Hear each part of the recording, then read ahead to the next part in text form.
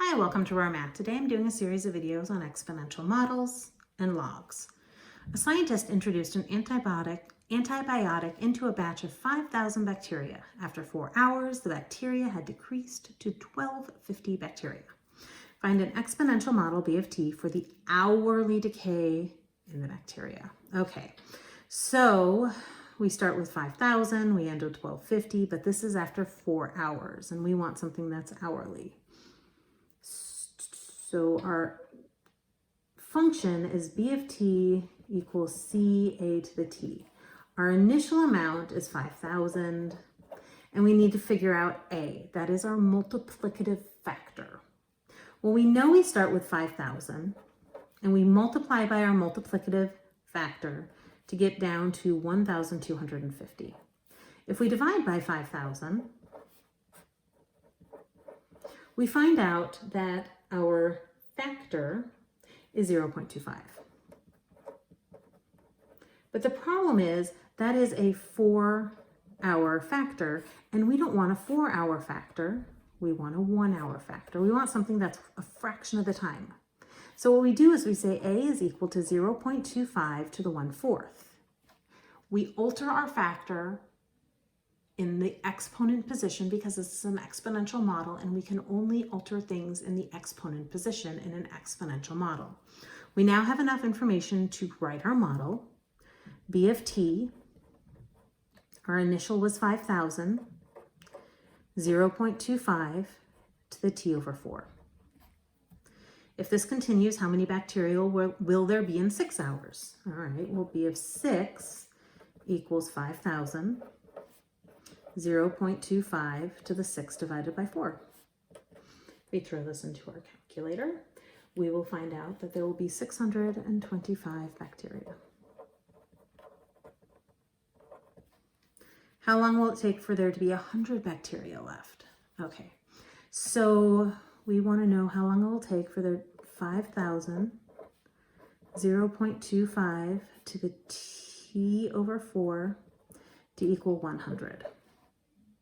I'm going to start by dividing by 5,000, and I get 0.25 to the t over 4 equals 0.02. Next, I'm going to take the log of both sides. So I have the log of 0.25 to the t over 4 equals the log of 0.02. The reason I take the log of both sides is logs are a function that controls exponents, and it has this wonderful property that allows us to take this exponent and bring it out front as a multiplier. So I can say t divided by 4 times log of 0.25 equals log of 0.02. Now I know there are probably more efficient ways of doing this, but I'm going to do this next part in 2 steps. I'm going to divide by the log of 0.25 so that I have t divided by 4 equals 2.8219, and then I'm going to multiply both sides by 4 so that t is equal to 11.287. It says round to 1 decimal place, so this is 11.3 hours. I then put this back into the equation. 5,000, 0.25 to the 11.3 divided by 4, and I make sure that it gets pretty darn close to 100. I think it was 99.7, which is pretty close. I always check my work that way. I feel more confident. Okay, then what is the half-life? Okay, half-life. Half-life means the time it takes until half the substance is left. So what is the, it's funny that I put a dash there.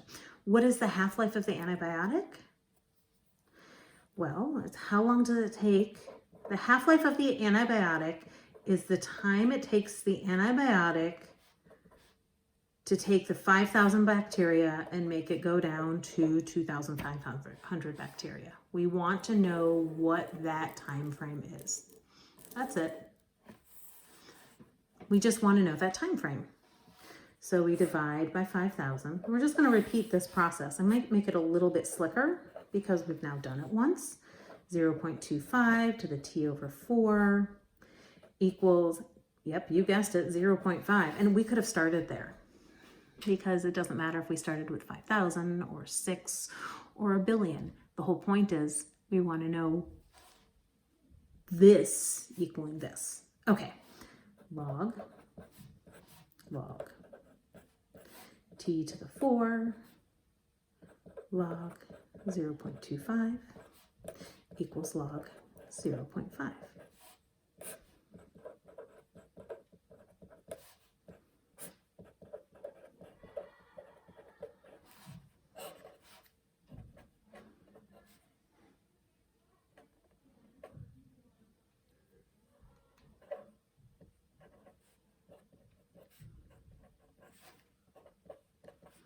Two hours.